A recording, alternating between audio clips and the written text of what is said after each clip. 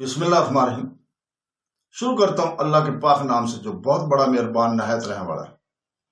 دوستو، بہنوں، بھائیوں، بزرگوں، السلام علیکم ورحمۃ اللہ وبرکاتہ۔ تاریخ اسلام کے ہمارے اس چینل میں ہم اسلامی وراثت کی کہانیوں میں سیریل میں ہم آپ کو خوش آمدید کہتے ہیں۔ ہم فتح مکہ کو بیان کر رہے ہیں اور اسلامی لیگسی سٹوریز کی قسط نمبر 13 ہے۔ صلح حدیبیہ کا تاریخی واقعہ مسلمانوں کے نقطہ نگاہ سے جو مقاصد رکھتا تھا وہ یہ تھے کہ تمام منطقہ حجاز میں امن اور ایمان کا دورہ ہوا اور علاقے کے تمام مسلمانوں اور مشرکوں کا کامل آزادی سے سرفراز کیا جائے تاکہ وہ ایک دوسرے سے باہم مل جل کر رہیں۔ اس آزادی کے سائے میں عام مشرکین کو اسلام کی حقیقت سے تعارف پیدا کرنے کا موقع مل جائے گا، اور یہ وہی حقیقت ہے جسے شرک اور بت پرستی کے لیڈروں نے علاقہ میں اس لیے بگاڑ کر پیش کیا تھا کہ عام لوگوں کو اسلام سے متنفر کر دیا جائے، جو واقعتاً اس علاقے میں اور خصوصاً مکہ میں بت پرستی کے لیڈروں کے اقتدار کے لیے عظیم خطرہ پیدا کر رہا تھا۔ صلح حدیبیہ جو بظاہر قریش کے سیاسی فتح نظر آتی ہے، قریشی سرداروں کی ناپسندگی کے باوجود طے پا گئی اور انہیں قریب وقوع جنگ کے بدل کے طور پر اسے مضبوط کرنے کی طرف مجبور ہونا پڑا۔ نیز قریش مسلمانوں سے اپنے عددی تفوق کے علی الرغم جنگ سے خائف تھے، جبکہ مسلمان مکہ کے قریب حدیبیہ میں پڑاؤ کیے ہوئے تھے۔ بنو بکر کنانی کے دونوں قبیلے اور خزاع ایمانی کا قبیلہ حرم کے ان باشندوں میں سے جو حرم کو گھیرے ہوئے تھے اور علاقے میں مختلف سطحوں پر بڑے اثر و رسوخ کے مالک تھے، اور دونوں کے درمیان خونریز مخالفت پائی جاتی تھی، جس کا باقی رہنا منطقہ کے امن کے لیے دعوت غور و فکر دے رہا تھا۔ اور یہ مخالفت صلح حدیبیہ کو غیر مکمل بنا رہی تھی، جس سے صلح کے مقاصد پورے نہیں ہو رہے تھے۔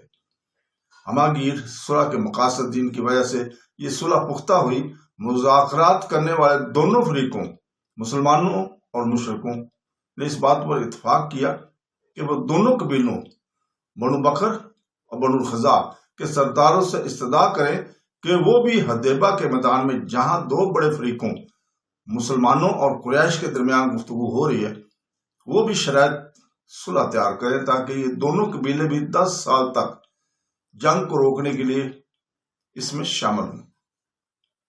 اس صلح میں ان کا مقام بھی مسلمان اور قریش جیسا ہوگا۔ خزاع کا مسلمانوں اور بنو بکر کا قریش کے ساتھ شامل ہو جانا یہی اس کی دلیل تھی۔ حدیبیہ میں خزاع اور بنو بکر کے لیڈروں کی موجودگی میں مسلمانوں اور قریش کے درمیان یہ معاہدہ طے پایا کہ وہ 10 سال کے عرصہ تک جنگ کو روکیں گے اور صلح پر قائم رہیں گے۔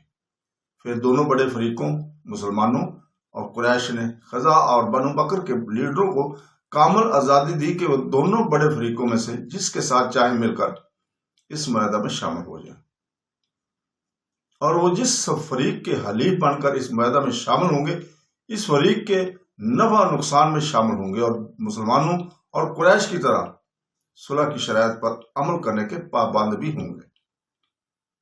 اس اختیار ملنے کے نتیجے میں خزاع نے اعلان کیا کہ اس قبیلے کے مسلمان اور کافر سب کے سب نبی کریم صلی اللہ علیہ وسلم کے معاہدہ میں داخل ہو گئے۔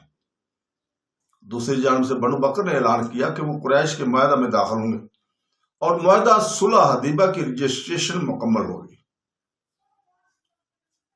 اس طرح بنو خزاع اور مسلمانوں کے اور بنو بکر قریش کے حلیف بن گئے، اور دونوں قبیلوں میں سے کسی ایک قبیلے کا دوسرے پر زیادتی کرنا معاہدہ صلح کو توڑنا اور خیانت کرنا مقصود ہوگا، اور اس کی ذمہ داری اس فریق پر ہوگی جس کا یہ دونوں قبیلوں میں سے حلیف ہوگا۔ واضح الفاظ میں اس کا مفہوم یہ ہوگا کہ شرائط صلح کی شرائط کے مطابق معاہدہ صلح کی کسی شرط کو اگر بنو بکر بن کنانہ توڑیں گے تو قریش اس کی ذمہ داری قبول کریں گے، اور اگر بنو قزا توڑیں گے تو مسلمان اس کی ذمہ داری قبول کریں گے۔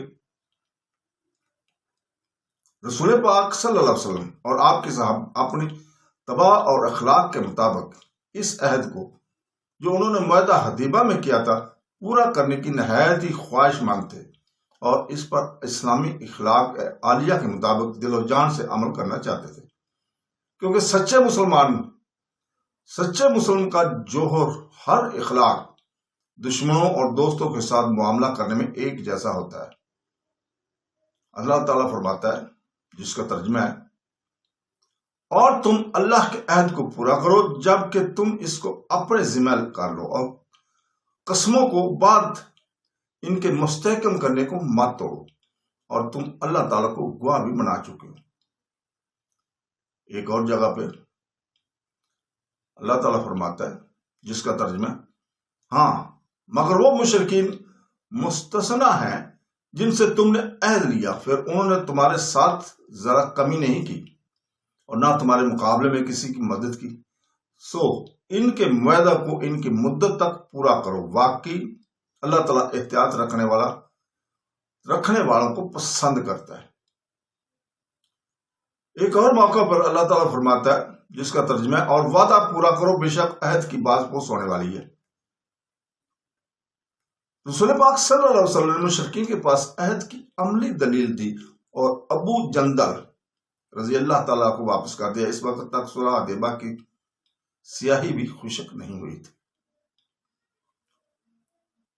رسول پاک صلی اللہ علیہ وسلم کو معاہدہ صلح کی تنقید کرتے ہوئے دیکھا کہ کس طرح آپ نے مسلمان نوجوان ابو جندل کو اس کے مشرک باپ کے سپرد کر دیا، جبکہ وہ مسلم نوجوان مسلمانوں کے پاس اپنے دین کے ساتھ بھاگ کر آیا تھا۔ اسی طرح آپ صلی اللہ علیہ وسلم نے ابو بصیر کو مشرکین کے سپرد دیا، اور جب وہ مسلمان ہو کر اپنے دین کے ساتھ بھاگ کر مدینہ پناہ لینے آیا تو آپ نے اسے واپس لوٹا دیا تھا۔ اور یہ بھی دیکھا کہ جب ابو بصیر اپنے دونوں معاوضوں سے نجات پا کر مدینہ میں اقامت اختیار کرنے کے لیے آیا تو آپ نے اسے اس کی اجازت نہ دی، اس لیے مدینہ میں اس کو قبول کر لینا معاہدہ صلح حدیبہ کی خلاف ورزی مقصود ہوتا تھا۔ جب مسلمانوں نے مشرکین سے کیے ہوئے عہد کو پورا کیا اور معاہدہ پر عمل درآمد کیا تو کیا قریش نے بھی معاہدہ حدیبہ میں کیے ہوئے عہد کی پاسداری کی؟ اور کیا قریش نے اس تاریخی عہد کا احترام کیا؟ ہرگز نہیں۔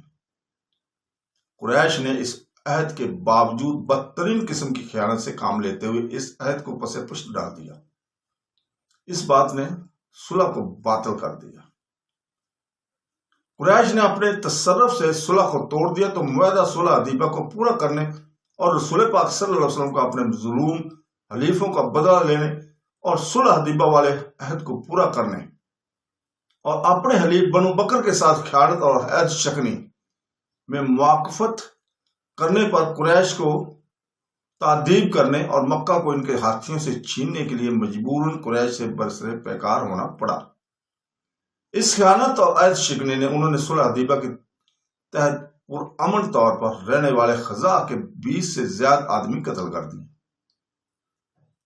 جیسا کہ ہم بیان کر چکے ہیں، صلح حدیبہ نے ایک طرف مسلمانوں اور خزاع اور دوسری طرف قریش اور بنو بکر کے درمیان 10 سال کی مدت کے لیے جنگ کی حالت میں کو ختم کر دیا تھا۔